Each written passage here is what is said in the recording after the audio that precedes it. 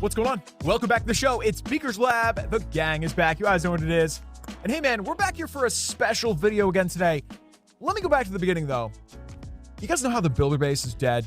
It's like RIP in every possible way that term could be used. Clash said they're going to rebuild it. They're going to bring it from its grave, rise from its grave. Is it going to be better?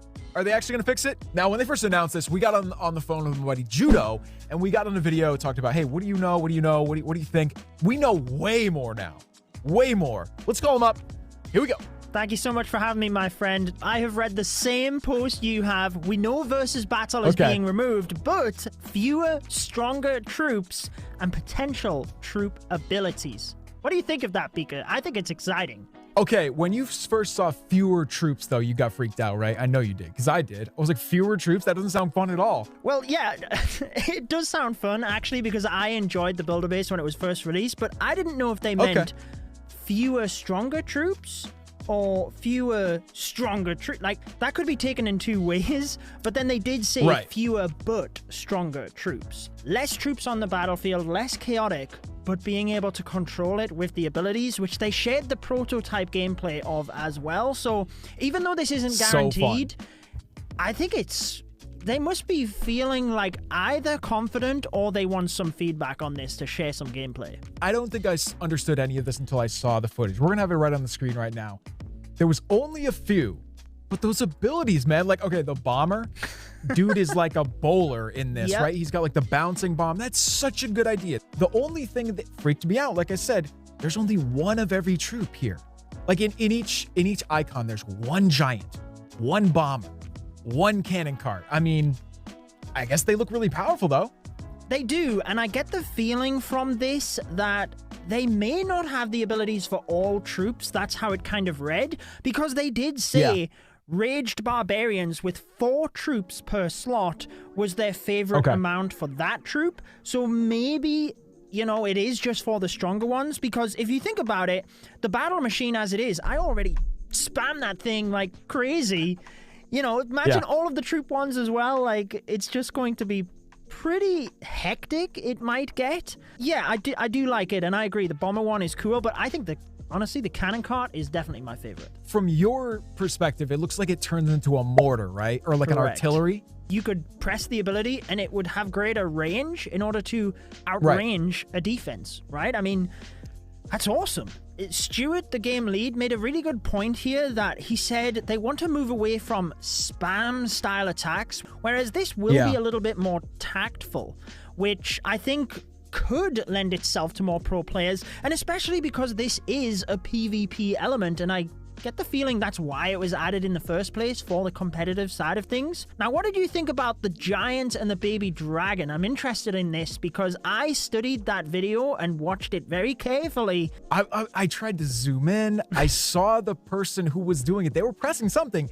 I don't know what it does. I don't see it doing anything. That's what I figured, is maybe the giant like is quicker to get to its defense, or it slams down and does more damage or something, but I couldn't see that from the footage. They also said, you know, share any ideas of troop abilities that you would like to see, and, you know, maybe that's one of the reasons they're doing this as well, because they could provide us with what we want. That would be nice. I know. I love the idea. Like you said this to me earlier. Hey, Clash was very clear that we might scrap all this. This is just a prototype. We don't know what's going to actually happen.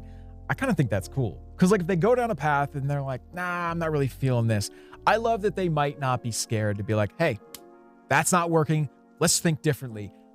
And also, just thinking about like every one of your favorite troops having an ability. What's the Hog Rider going to be? I want to see them have like Thor's hammer, right? Just like throw it at something, it stuns the thing, have it stun the building, and then maybe the hog flies over and grabs the hammer. Come on. I'm thinking more Mortal Kombat. Get over here. Right. The hog glider. Right, exactly. Like, that would be brilliant. Yeah. And we talked about this in the video last time. We think the builder base should have its own unique identity, which is what he said. They don't want to add spells for that reason. So the troop abilities is kind of a replacement. I had posted about this on Twitter, and Darian instantly responded to me saying, this is just a prototype, don't get your hopes up, which, you know, I respect. Let's keep everyone's expectations where they should be. But I think it's really cool that they are open and sharing this, and then can get some valuable feedback from the community. And on that point, Beaker, obviously you mentioned the Hog Rider. Is that the ability you would be most looking forward to? Or out of the current builder-based troops, is there anything you would like to see? The troop I want to see what they do with the most is, of course, Hog Rider. Yeah! Video games, for me, I think a lot about like status effects, things burning, things freezing, things electrified, things like blown back with a wind effect. I mean, that's like classic video game stuff, and they do that a little bit in Clash. I think they could lean on that a lot more too. Even like you said, just taking aspects from the spells or other troops, you know, you could have the Night Witch who would spawn bats specifically when you pressed it, or maybe she actually spawned ground skeletons when you pressed the ability, so naturally she makes air bats and then spawns ground ones to protect her. Maybe the Super P.E.K.K.A, cool. When you press the ability, it then has like a pulsing effect like the Electro Titan, just taking that effect across to the builder base or something. And one thing that just came into my head as well, I'm interested in your thoughts on this. In the prototype gameplay, it shows the troop abilities regenerating and regenerating over and over. Yeah. I'm not 100% sure whether I like that, actually. What do you think here? Because the thought comes into my head that it takes away from the battle machine, and maybe you should just get one troop ability per troop.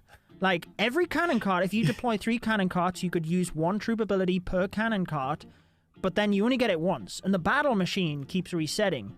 Because then what's special about the battle machine, and are the troops then too overpowered if you get multiple abilities? Do you then have to control like 7 different hero abilities at the same time, and does it then get a bit chaotic? I totally hear what you're saying. I think if it's really powerful, but I also love the idea of chaos. Like, I always think that we need more chaos in Clash. The main base has enough chaos, right? Especially Town Hall 15. We've got so many troops and heroes, it's ridiculous. The builder base, it's never going to be that. And they're actually pulling back even more from that. But the abilities, just spamming abilities, that sounds so fun. I don't know. There's something about that clock coming back around and waiting for it. Like, I need the ability, and then just boom, pressing it like that. You got to admit that's fun. Yeah, I mean, I see that. It's really tough to know just by looking at the gameplay. That was just a thought that literally popped into my head as we were discussing. So, hey, I figured I would mention it. I also want to get your take on this, Beaker, because for me, one of the most probably exciting things is what they didn't say. So right at the end, I'm going to read this to you. Hopefully it won't be too long before my next post where I will maybe explain why we weren't testing against a Builder Hall 9 base in the above video. I know.